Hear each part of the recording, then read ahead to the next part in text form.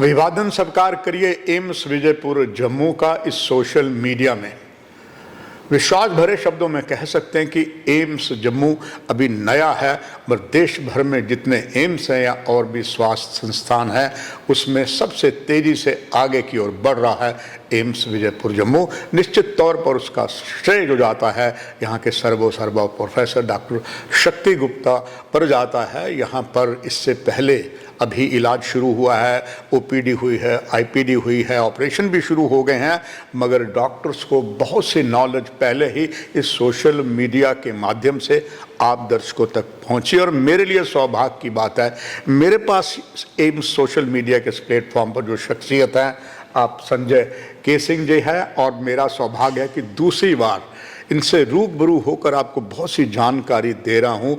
आज की जानकारी ये है कि इस समय विश्व सुरक्षा सैनिटेशन दिवस चल रहा है, उसमें एम्स पीछे क्यों रहेगा, और सोने पर सुहागा डॉक्टर संजय के सिंह जी ने किया है। आप मेडिकल डायरेक्टर हैं Amrita institute of medical science and research की फरीदाबाद में। इसके अगर मैं इनका व्याख्यान करूं प्रशंसा को तो पूरा समय बीत जाएगा। अपनी वाणी को विराम देते हुए सर आपका स्वागत करते हुए, आपने जिस हाल के अंदर डॉक्टर संजय के सिंह जी दिया, हम सब हिल गए कि इतना हम गलतियां करते हैं, डॉक्टर को भी मतलब दोष दे देते हैं जितने कसूर होता है। ये अब मैं चाहता हूँ आपके मुखार बिंदु से ये चीज़ें पूरे एम्स के सोशल मीडिया से विश्व भर को जाएं। I am extremely grateful to doctor Shakti Kumar Gupta ji, whose हमारे मेंटर हैं, और उन्होंने जो ये एम्स जम्मू का आज मैंने दौरा किया और जो उन्होंने एक मैजिक क्रिएट किया हुआ है एम्स 18-19 एम्स के बीच के अंदर और सारे इंस्टीट्यूशन के अंदर, वो एक सर्वोपरि संस्था के रूप में उभर करके आ रहा है। अभी वर्ल्ड पेशेंट सेफ्टी डे है और वीक सेलिब्रेट हो रहा है, और हाइजीन डे भी है।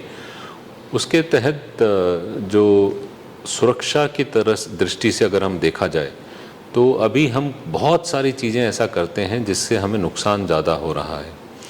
कोविड के दौरान हमने देखा कि एक पेंडेमिक था और उसमें हमने बहुत सारी चीज़ें सीखी, लेकिन उसका तुरंत हम असर भूलते जा रहे हैं। और ऐसा ही एक पेंडेमिक आने वाला है जिसको हम कहते हैं एंटी माइक्रोबियल रेजिस्टेंस। तो एंटीबायोटिक को हम एक पॉपिंग पिल की तरह इस्तेमाल कर लेते हैं, एक वंडर ड्रग समझते हैं और सोचते हैं कि इसकी वजह से हमारा बुखार उतर गया, हमारी सारे इन्फेक्शन चले गए, और जो भी कुछ उस टाइम हमें दिक्कत हो रही होती है एंटीबायोटिक लेकर के हम सोचते हैं कि उसको पूरा कर लेंगे। वो एक तरह से देखा जाए तो एक बहुत ही हानिकारक सिचुएशन उभर करके आ रहा है, न ही केवल जम्मू में, पूरे देश में, पूरे विश्व में। अभी हम कोई भी एंटीबायोटिक हम कभी डॉक्टर के प्रिस्क्रिप्शन के बिना भी इस्तेमाल कर लेते हैं, जो कि बिल्कुल नहीं करना चाहिए। हम एंटीबायोटिक लेते हैं, 2 दिन में ठीक होने पे हम उसको तुरंत बंद कर देते हैं, वो हमको बिल्कुल नहीं करना चाहिए। हम एंटीबायोटिक लेने के लिए किसी से पूछते नहीं हैं। पिछली बार अगर हमने ऑगमेंटिन लेकर के ठीक हो गए तो इस बार भी ऑगमेंटिन ले लेते हैं। या हम बीमार होते हैं तो हम अपने किसी रिश्तेदार से पूछते हैं, वो एक प्रिस्क्रिप्शन निकालते हैं, बोलते हैं कि हमको एजिथ्रोमाइसिन दिया था, आप भी ले लो, तो एजिथ्रोमाइसिन ले लेते हैं। इस तरह से हमारी प्रिस्क्रिप्शन प्रैक्टिस है, और ये आपके सोशल मीडिया के माध्यम से लोगों के पास जाएगा कि ये सारी, इससे बहुत नुकसान हो रहा है।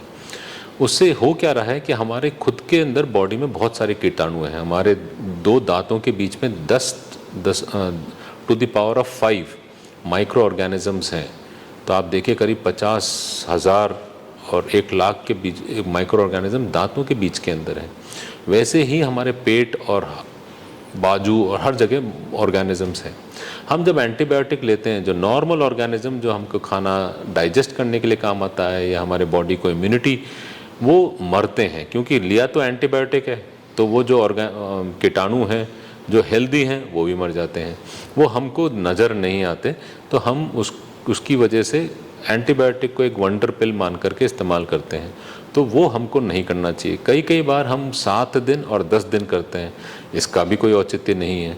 जो ड्यूरेशन हमको हर बीमारी का एक ड्यूरेशन होता है, कुछ 7 दिन के लिए असर करता है, कुछ 8 दिन के लिए असर करता है, 10 से 14 दिन का कोई औचित्य नहीं है।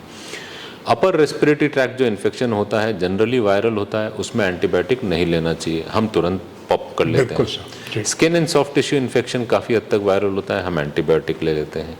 डायरिया एंड वोमिटिंग 90% वायरल होता है, हम तुरंत एंटीबायोटिक ले लेते हैं और लेकर के फिर छोड़ देते हैं।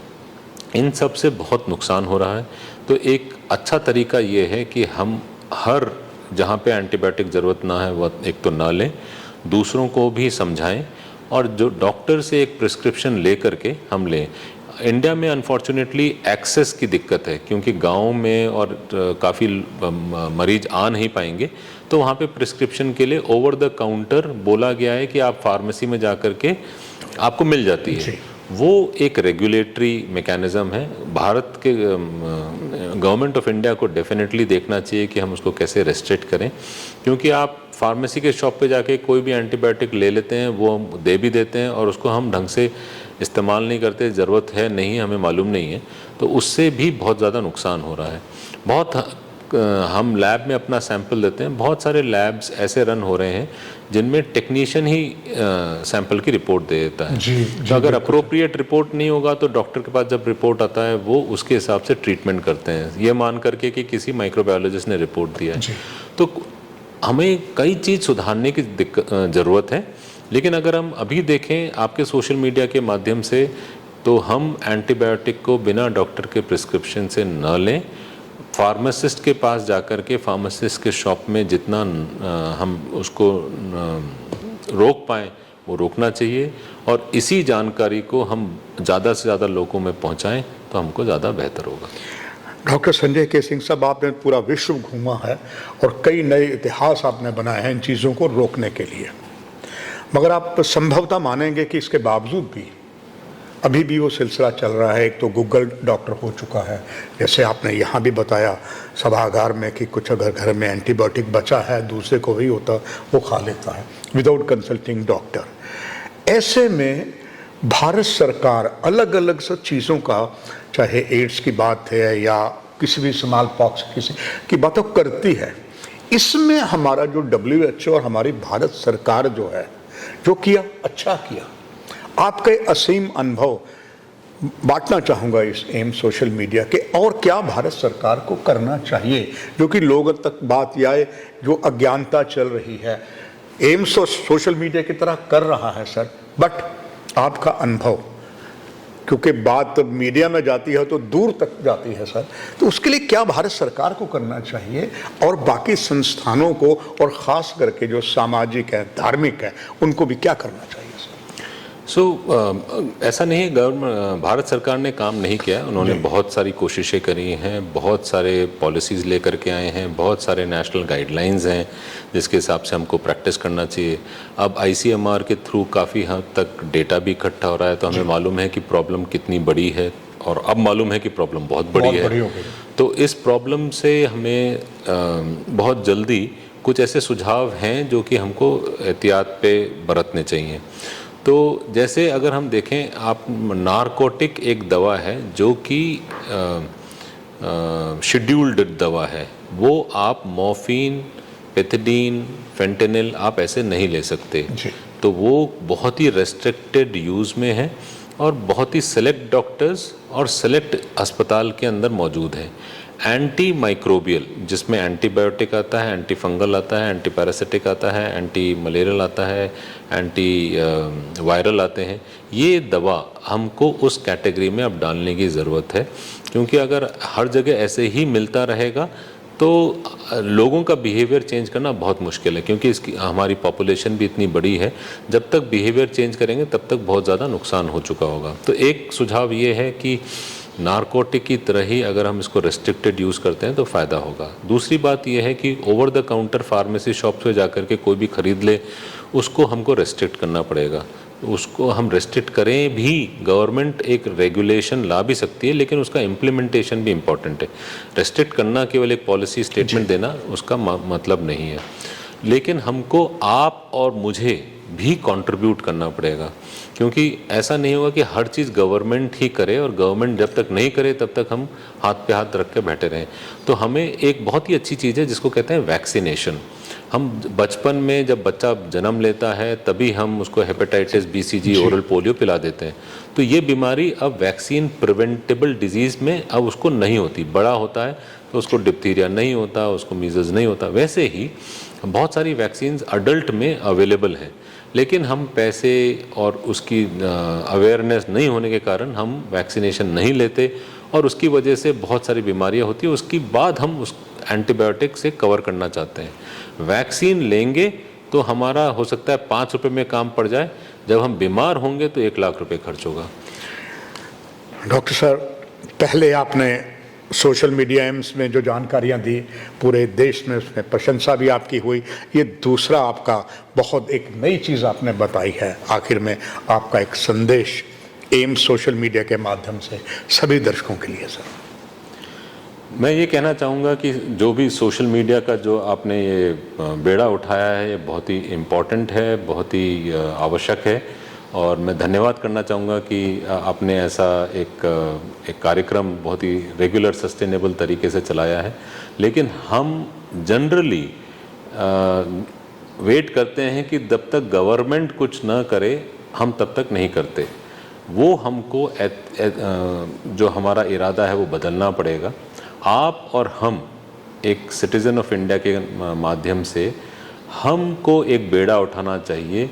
सही प्रैक्टिस क्या है, सही प्रैक्टिस जैसे खाना खाने से पहले हमको हाथ धोना चाहिए, वो बहुत इम्पॉर्टेंट है। वैसे ही सड़क पे हाइजीन मेंटेन करना बहुत इम्पॉर्टेंट है। सैनिटेशन मेंटेन करना, जैसे स्वच्छ भारत का अभियान जो चला है वो बहुत, अगर ये पोल्यूशन और ये सब नहीं होगा तो हम बीमार नहीं पड़ेंगे। Prevention is the most important thing. तो वो सैनिटेशन, वो हाइजीन, वो स्वच्छ भारत का कैंपेन में आप इसमें भागीदार बनिए। सर का सोशल मीडिया का कैंपेन है, उसके तहत आप ज़्यादा से ज़्यादा लोगों पे ये बात पहुंचाइए। आप बीमार नहीं पड़ेंगे, आपके इलाज में खर्चा, आप अस्पताल में नहीं आएंगे, आपका खर्चा नहीं होगा। Prevention is the key and should be taken very seriously. AIIMS social media आपका कृतज्ञ है कि महत्वपूर्ण जानकारियां पूरे देश में इस माध्यम से दी हैं। आपका बहुत धन्यवाद। दर्शकों, आपसे भी इजाज़त। नमस्कार। Thank you sir.